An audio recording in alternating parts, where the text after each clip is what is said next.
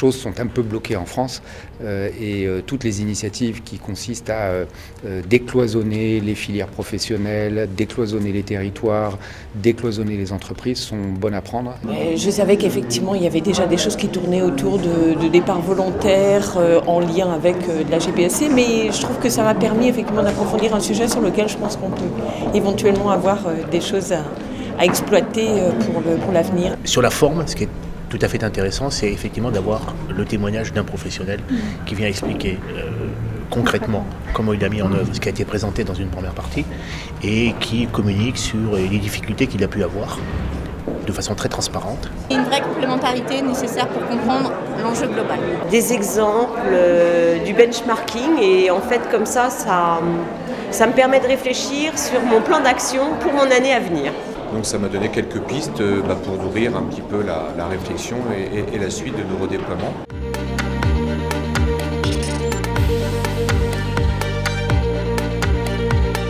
Des modèles qui évoluent, des emplois qui vont être bouleversés par la digitalisation, et puis un troisième phénomène qui fait un peu par la une de l'actualité, parce que ça fait quand même quelques années, mais qui revient dans l'actualité, c'est l'allongement de la durée de vie professionnelle. À un moment donné, il va falloir que collectivement et individuellement, chacun dans l'entreprise bouge, change, imagine son avenir, sachant que ce qu'il fait aujourd'hui n'existera plus.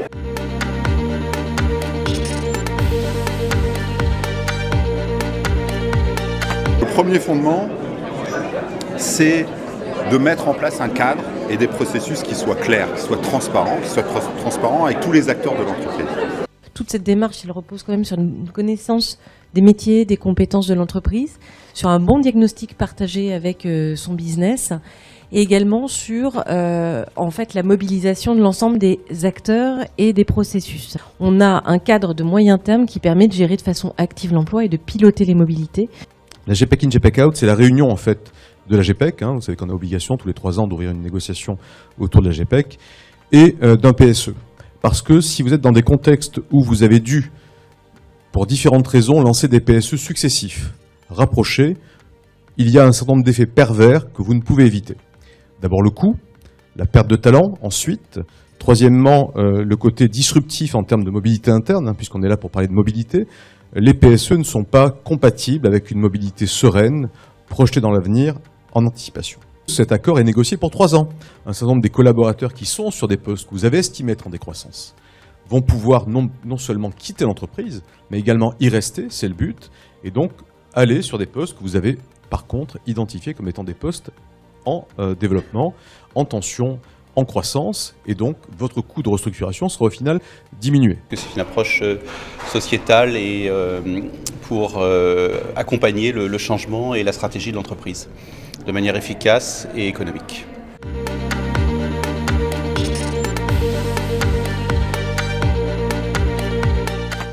Le deuxième point qui me semble essentiel, c'est le territoire. C'est un levier extraordinaire qu'on a su pas forcément si bien utiliser ces derniers temps. Comment finalement la performance globale de l'écosystème territorial peut s'organiser et se mettre au bénéfice de la mobilité globalement. La réussite doit être partagée par l'ensemble des acteurs. Et ça, c'est également une clé du succès, et c'est ce qui fait que les entreprises restent autour de la table, c'est ce qui fait que les acteurs territoriaux, que ce soit le monde académique, que ciblait tout à l'heure Nicolas, que ce soit les organisations professionnelles, c'est ce qui fait qu'elles restent autour de la table, c'est si jamais elles ont vraiment l'impression qu'il y a quelque chose, qu'il y a un succès, un retour sur investissement de leur engagement. On va leur demander d'être présents autour de cette table et de discuter au fil des mois sur la construction de certains services. La GPEC territoriale, ça peut fonctionner lorsqu'on l'a très clairement orienté vers des actions concrètes et qui sont préparées dans la durée, avec l'assurance que peuvent avoir les acteurs qu'ils font quelque chose qui a du sens. Les approches territoriales, je pense que c'est une approche à mon avis qui représente l'avenir, dans la mesure où en effet il va falloir développer toute la relation avec l'écosystème.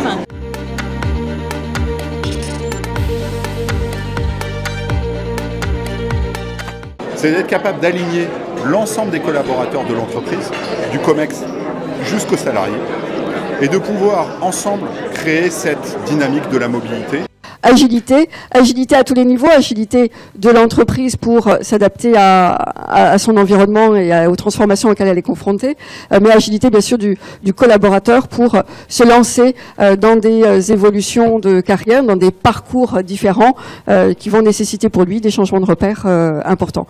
Une responsabilité de société, une responsabilité sociétale, c'est-à-dire que si on veut que ce plan soit résolu par des mesures douces, il faut que la mobilité réussisse. Le binôme business partner manager, il est plus qu'indispensable. Faire comprendre à un chef de département, à un chef de service qui recrute, qu'il doit donner une priorité à la mobilité interne dans le groupe, c'est loin d'être une évidence. C'est le message du collaborateur acteur, mais pas seul, acteur dans un système plus global, avec des outils. Il faut animer une communication régulière, rythmée, qui s'adresse à toutes les cibles de l'entreprise. Et je retiens l'idée de mettre en relation les collaborateurs en mobilité et également les managers recruteurs. Quelque chose de très concret que je souhaiterais mettre en place assez rapidement. La mise en place de la plateforme web avec les offres d'emploi, le profilage personnel et la possibilité d'avoir un matching entre les postes proposés et je dirais le profil de chaque employé.